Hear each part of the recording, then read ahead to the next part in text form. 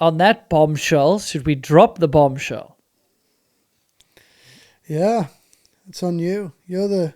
So Danny, you've talked a little bit about being a little bit undergunned. You had a great world championship, showed your speed, showed your work ethic. People could tell that you were potentially on less support than them, changing bikes, not as much bike time. Your phone, your WhatsApps was blowing up like a hot girl in the bar, from what I could tell during the off season. That's got to Yeah, be make you so... feel good, right? Yeah, after Monson, and like, honestly, my phone was blowing up a little bit, and it sounds like quite sad, I guess, like a bit woe is me, but for a longest time there, like, the phone wasn't ringing, and it's quite hard mentally to accept that.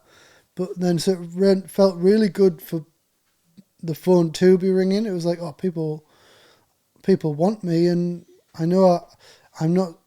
I know that it's because I've got points, but I've got points because of the effort I've put in, and the phone can keep ringing. Yeah, it's an interesting time, right? With the rule changes and the deadlines, be it January or something, that the rider moves to a new team. The new team inherits those points, as I understand it. And then that team is looking to be in the top 10, top 15. That's super interesting time, but we shouldn't take away from, a rider of your caliber with what you've performed. Like, people can see that the speed's there at Worlds. So Yeah, they're also buying into Danny Hart, not just the points, exactly. Yeah, because you've got a 2-year deal now, if I understand. I don't know if you're allowed to speak yeah, about that, exactly. but let's hear it. We recording this a little prior, but when you're listening to this, the news would have dropped. I'm not going to do the Yeah, so announcement. I've You are. signed with Norco Racing Division.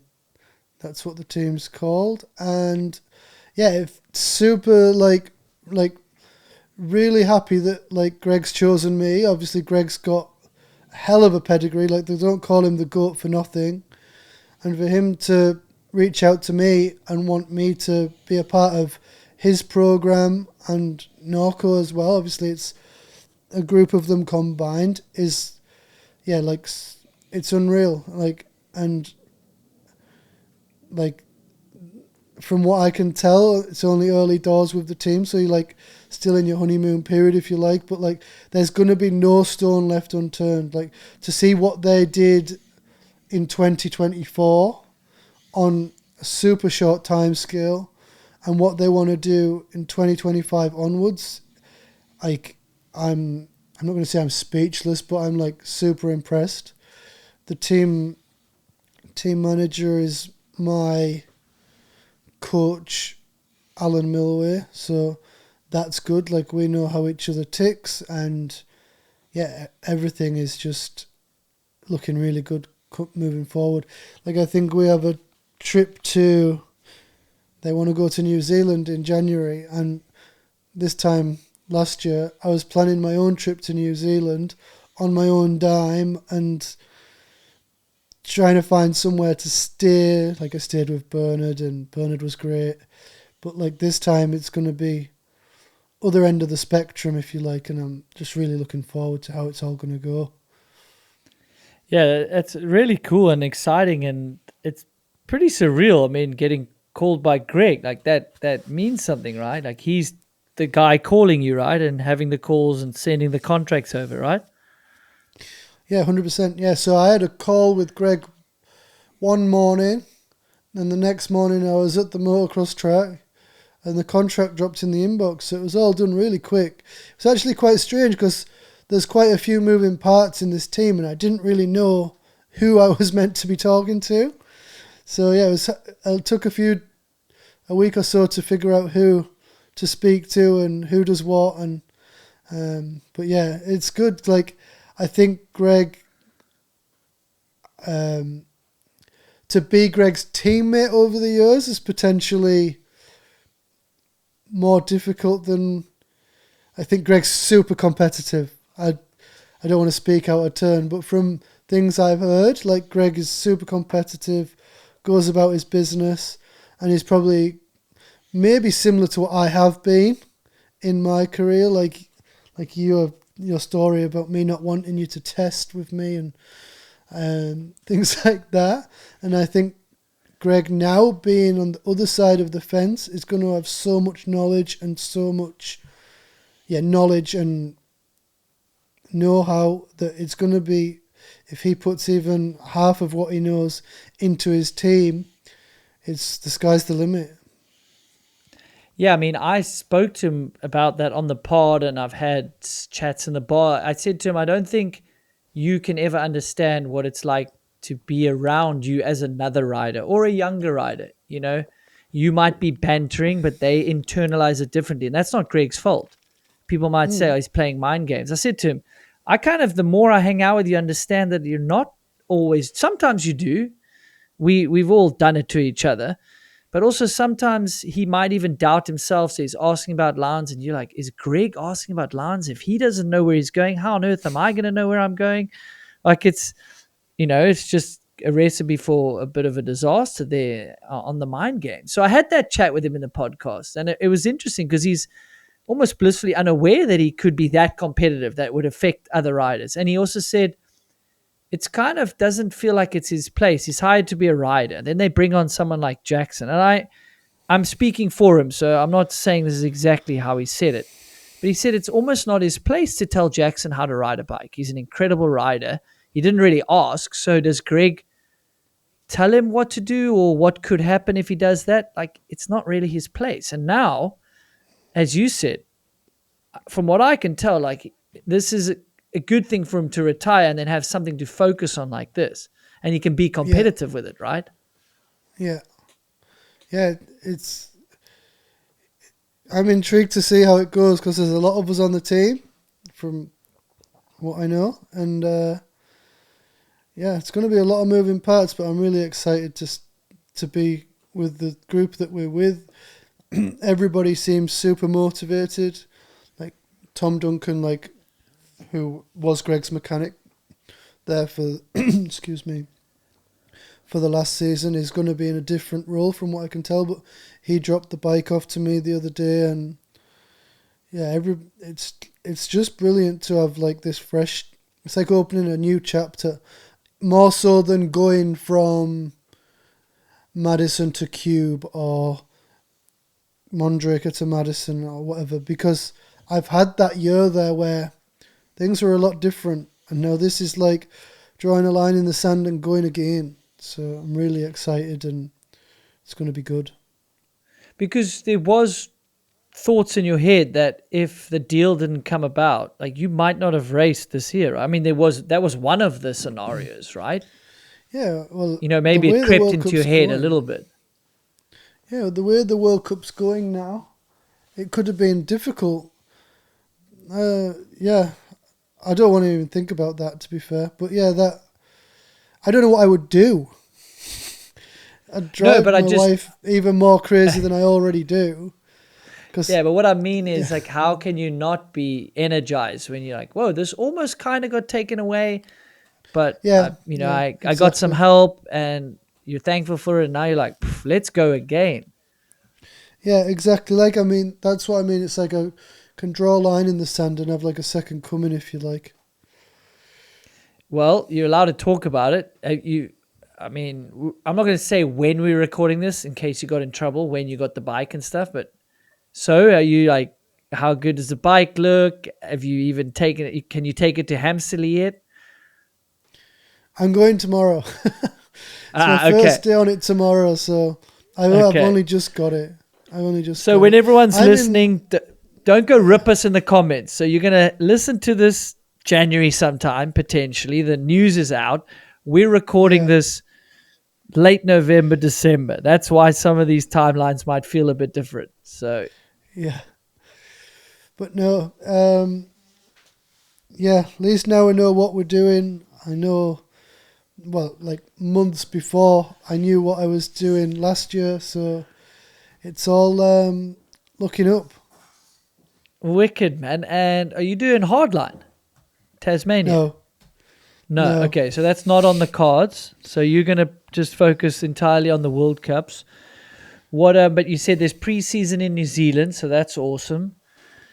Have you Yeah. got any preseason schedule or races you want to do, may do? There's a couple of things that are on the radar. That January we're going to go to New Zealand. Then we want to do a full, because the team is so big. We really need to do like a rehearsal, like with schedules and with everything. So we're potentially going to do that, and we may do that in Andorra, I think. Yes, there's lots. We're going to be good. Lots that you're going to be doing that is Yeah. probably needing to be kept under wraps, which is really cool. I look forward to it. He's mentioned a few things, ideas, not like the exact details, but he's like, we've got this where I think is going to help with performance and this. So, yeah, it's been intriguing to spend time with. Now I can call him your new boss. So I got to Yeah. spend time with a new boss. Podcast was probably out before this one, I guess. So I get to give him a little bit more shit now because he doesn't race anymore. So he doesn't have that on me anymore. But, we're getting on well. And yeah, I mean, I just heard him speaking to one of your teammates, and I'm like, shit, dude, you're pretty street smart. I would hope so. After all these years in the industry, he was talking about if someone should go with a certain deal and the other options. I was like, shit, that's really incredible advice that he was given. Really. Yeah. Yeah, it's good. I mean, yeah, it's funny to be in these meetings with Greg when he's coming from a different role. He's just trying to please everybody else. When I'm sure all of his career, everybody's just trying to be pleasing Greg. Just trying to be pleasing Greg. It's probably quite tricky for him, I think. He Yeah, will I have can had a lot of imagine. meetings and Yeah, and no, I mean he will have been going through the meetings that your normal team managers have been going through year in, year out, and he's coming at it now from a total different perspective. And it's probably good. It's probably quite good for him to have. It's like him drawing the line a little bit from his racing. Now, I'm sure he's always been into business and stuff. I can see that looking from the outside, but this is all about learning. He'll be learning every day as well. So, no, he absolutely will be. And you have to draw that line quickly of like, okay, it's not about me, it's the performance of the team. And then he's got an opinion on that. Like, it's going to be a really big challenge for him, which I'm sure he's going to embrace on the yeah, performance side. So yeah, it's going to be interesting to see how it plays out. And like you said, you haven't really followed the World Cup changes, right? You just kind of kept your not head so down, race much. as good as you can, and Yeah, as the better you do, the better you're gonna do and get a ride. So it's exactly. like no, Yeah. almost no point to follow it. Yeah, all I can do is what I can do, and what will be, and what will be is what it's going to be. Now I've back onto a factory program, and in fact, it's funny. At the end of my 2023 season, I was chatting a lot with Jamie Bestwick, because he's somebody that's been through lots of contracts and negotiations and all of this stuff, and I had quite a lot of like. He was sort of mental coach as well, like, so only briefly. It wasn't like a lot, but like I messaged him yesterday saying after all the hard times of the past, let's say, year and a half, things are now looking up, and I'm back onto a program that's probably one of the best programs out there, and it's all good again. And he says, yeah, we did say this is what will happen, and it is what's happened. I worked hard and we've been back here. I think like the Norco team I don't think there's many teams in the pits that are really putting everything into this. I think a lot of the teams are going through the motions, running a downhill team. But you've got teams like Specialized and teams like Commensal that are like, I would say, so that's 20% of, if it's 20% of the teams, they're the only ones that are really doing everything possible to be the best they can be. And I think Greg and Norco and the engineers and Alan are all shooting to be better than them. And I said to Greg when we first started talking, I don't think there's many teams doing it to the best of their ability, apart from Specialised and Commensal. And it looks like, to me, it does look like Norco want to be there. And he said, yeah, we want to overtake those guys. So yeah, that's the goal. Yeah, I mean, it's going to be certainly interesting to watch that trajectory. And I think it's a fair thing. I think some teams are there, but it's not, say, the be-all and end-all of their marketing strategy for the brand. You know, depending on where you prioritize your marketing strategy, maybe some teams put more emphasis on the XC team, and then the downhill team maybe has a bit less budget. So how do they perform with a team that says, well, we're going to throw everything at it, we're going to put a lot of staff in there, put a lot of riders? So it's going to be super cool to see. But that's super interesting that you connected with Beswick. I got a lot of respect from him. Did you say he just sort of plays a sort of mentorship here and there with you, or how did that come about? Yeah, he did. I actually know Jamie through Sean from Monster.